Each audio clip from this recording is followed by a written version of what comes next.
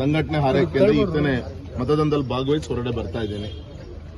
ತುಂಬಾ ಒಳ್ಳೆ ಒಂದು ಸಂದೇಶ ಬರ್ತಾ ಇದೆ. ಬೆಳಗ್ಗೆ ದೊಡ್ಡ ಸಂಖ್ಯೆಯಲ್ಲಿ ನಮ್ಮ ಕ್ಷೇತ್ರದ ಮತದಾರರು ವೋಟರ್ಸ್ ಏನಿದ್ದಾರೆ, ಬೇರೆ ಬೇರೆ ಕಾರಣಕ್ಕೆ ನಮ್ಮ ಕ್ಷೇತ್ರ ಬಿಟ್ಟು ಹೊರಗಡೆ ಇದ್ದಾರೆ. ಎಲ್ಲರೂ ಕೂಡ ಕ್ಷೇತ್ರಕ್ಕೆ ರಶ್ ಆಗ್ತಾ ಇದ್ದಾರೆ.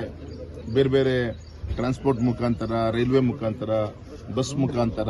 ಇದು ಒಂದು ಒಳ್ಳೆ ಒಂದು ಶುಭ ಸೂಚನೆ ಅಂತ ನಾನು ಅನ್ಕೊಂಡಿದ್ದೀನಿ.